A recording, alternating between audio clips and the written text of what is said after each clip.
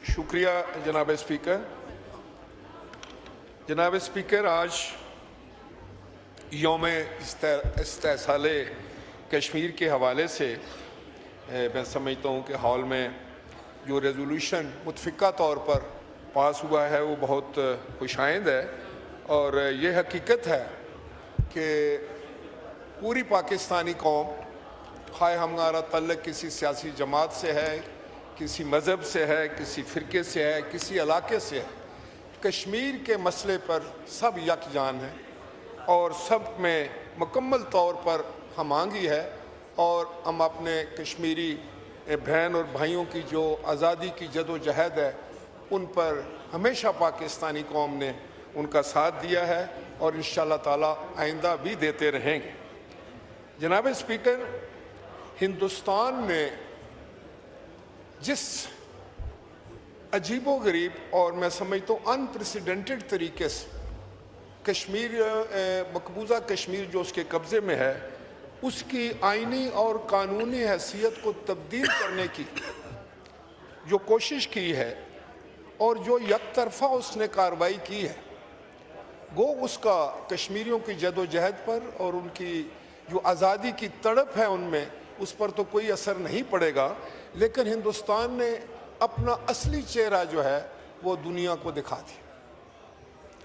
आज मैं समझता हूँ कि कश्मीर जो है वो एक बैनुल अक़वामी मसला है और उसको हल किए बगैर दुनिया में अमन का कायम होना, ख़ास तौर पर हमारे इस खित्ते में, साउथ ईस्ट एशिया में अमन का कायम होना नामुमकिन नज़र आ रहा है।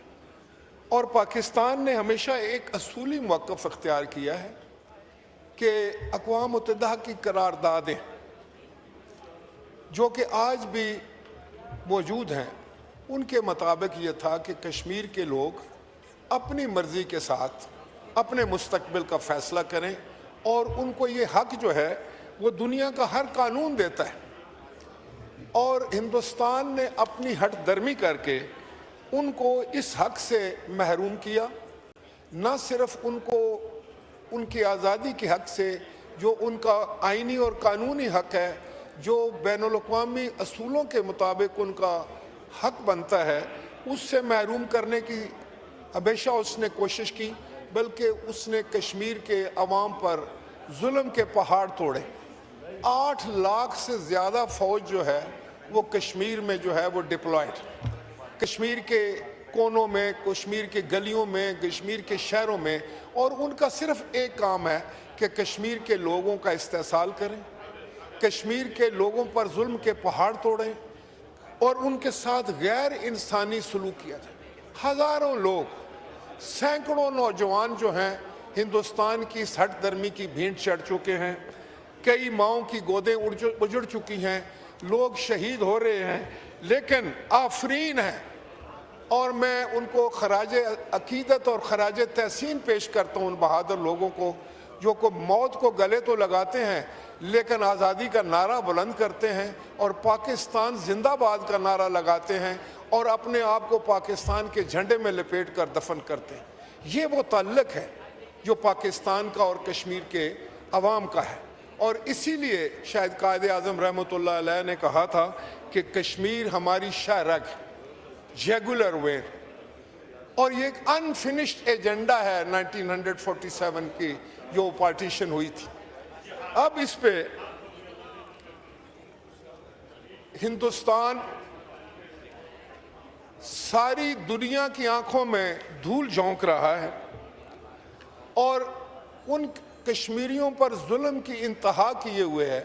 आज वहाँ किसी की इज्जत महफूज नहीं, लोग अपने घरों में मुक़य्यद हो चुके हैं, लोगों को आज़ादी से आने जाने की जो है वहाँ पर इजाज़त नहीं है और लोग अपने आप को गैर महफूज समझ रहे हैं।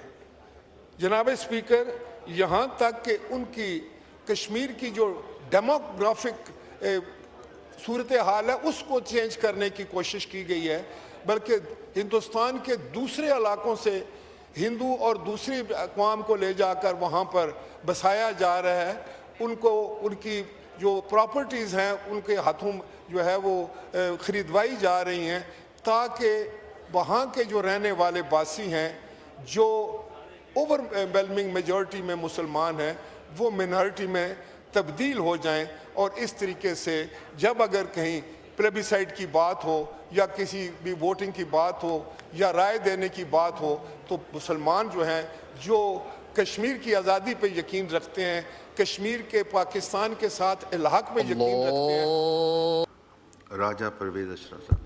शुक्रिया जनाब स्पीकर। जनाब स्पीकर, मैं ये गुजारिश कर रहा था कि हिंदुस्तान अपनी तमाम तर हट दर्मी और मनफी हथकंडों और जो भी जुल्म सितम कश्मीर के अवाम पर ढा रहा है, उसके बावजूद जो कश्मीर के जो बहादुर हमारे बहन भाई हैं, उनका जो आज़ादी के लिए जज्बा है, जो उनमें आज़ादी की लहर है, उसको दुनिया की कोई ताकत शिकस्त नहीं दे सकेगी। और मुझे यकीन वासिक है कि इंशाअल्लाह ताला एक दिन वहाँ पर आज़ादी का जो सूरज है वो तुलू होगा और कश्मीरियों को अपनी ये मंजिल ज़रूर मिलेगी। जनाब स्पीकर, यहाँ कुछ दोस्तों ने जिस वक्त इज़हार ख्याल किया तो वो मेरे लिए सारे ही बड़े मोहतरम हैं और मैं कभी किसी की ज़ात को नहीं लाता अपनी गुफ्तगू में, मैं सबकी इज़्ज़त करता हूँ। लेकिन एक बात तो रिकॉर्ड पर है कि कश्मीर के हवाले से पाकिस्तान पीपल्स पार्टी का मौक़िफ़ जो है वो किसी से ढका छुपा नहीं है। ये एक तारीख़ की बात है और सबको पता है कि हमारे अजीम कायद शहीद जुल्फ़िकार अली भुट्टो ने कहा था कि हम कश्मीर की आज़ादी के लिए 1000 साल तक जंग लड़ेंगे। और फिर हमारी अजीम कायद शहीद मोहतरमा बेनज़ीर भुट्टो ने कहा था कि जहाँ कश्मीरियों का पसीना गिरेगा वहाँ हमारा खून गिरेगा। और फिर आज के हमारे कायद जनाब बिलावल भुट्टो जरदारी ने कहा था कि लवांगे लवांगे सारा कश्मीर लवांगे। लिहाजा मैं समझता हूँ कि ये पाकिस्तान पीपल्स पार्टी ने आज जो रेजोल्यूशन मोहतरमा शाजिया मरी साहिबा ने पढ़ा है, बिल्कुल वो अक्कासी करता है पीपल्स पार्टी की पॉलिसी जो है वो कश्मीर के बारे में, और वो वही पॉलिसी है जो पूरी कौम की पॉलिसी है, पूरे इस हाउस की पॉलिसी है। कुछ दोस्तों ने फरमाया और ख़ास तौर पर मेरे बुज़ुर्ग रहनुमा हैं, बड़े एक्सपीरियंस पार्लियामेंटेरियन हैं जनाब महमूद खान अचकज़ई साहब ने, कि पीपल्स पार्टी ने शायद आइन की कोई बात थी। तो मैं उनसे सिर्फ ये कहना चाहता कि आप तो शायद ये सियासी बातें हैं, आपकी अपनी निज़ाम है, हम तो खालिक हैं आइन के। आइन को सिर्फ बनाया नहीं, आइन के लिए हमने शहादतें कबूल की हैं, फांसी के फंदे कबूल किए हैं, गोलियां खाई हैं।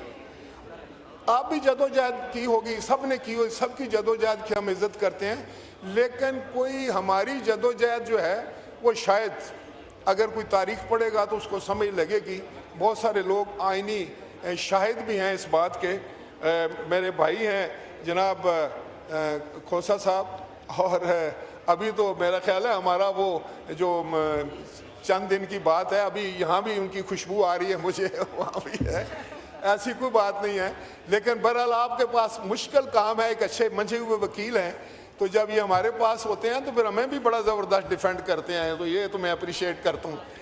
तो जनाब स्पीकर, ज़रूरत इस बात की कि आज इस मुल्क को जिस चीज़ की ज़रूरत है वो जोश की नहीं, होश की ज़रूरत है।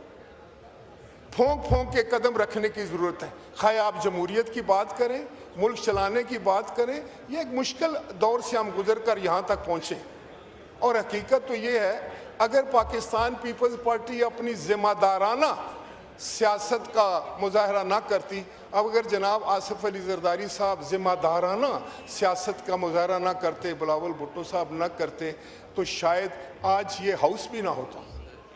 आज हालात बिल्कुल मुख्तलिफ होते। आज अगर हम उठ के यहाँ बात कर रहे हैं, अपनी अपनी बात कर रहे हैं, अगर PTI के दोस्त कोई बात करते हैं तो इसलिए करते हैं कि ये हाउस मौजूद है और आज उनकी बात सुनी जाती है। इसलिए मैं ये कहता हूँ कि जब भी हम कोई भी बात करें, एक दूसरे से भी अगर हम गुफ्तगू करें तो बहुत मोहतात अंदाज से करें, एक दूसरे की इज़्ज़त और एहतराम करें। और इस हाउस का जो है हर लिहाज से हमें इसके तकद्दुस का ख्याल रखना है। जितना ये हाउस का तकद्दुस होगा, जितनी इसकी इज़्ज़त और तकरीम होगी, इतनी हम सब की होगी।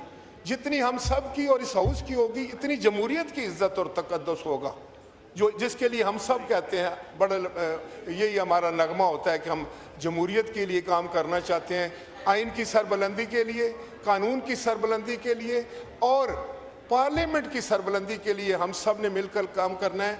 पाकिस्तान के लिए काम करना है इंशाअल्लाह ताला, पाकिस्तान की सरबलंदी के लिए। और जहाँ तक कश्मीर का तल्लक है, 25 करोड़ लोग और हमारी बहादुर अफवाज जो हैं वो बिल्कुल एक पेज पर हैं। और आज खुदा के फजलो करम ने, पूरी कौम ने ये साबित कर दिया अभी हिंदुस्तान को शिकस्त देकर चंद हफ्ते पहले कि पाकिस्तान की कौम बड़ी रिजिलियंट है, हम पुरअमन कौम हैं। लेकिन अगर हमारे पर जंग थोपी जाए, अगर हमारे लिए कोई ख़तरात पैदा किए जाएं, तो हम बड़ी बेजिगरी से लड़ सकते हैं और अपने से कई गुना बड़े दुश्मन को शिकस्त फास भी दे सकते हैं। बहुत शुक्रिया जनाब।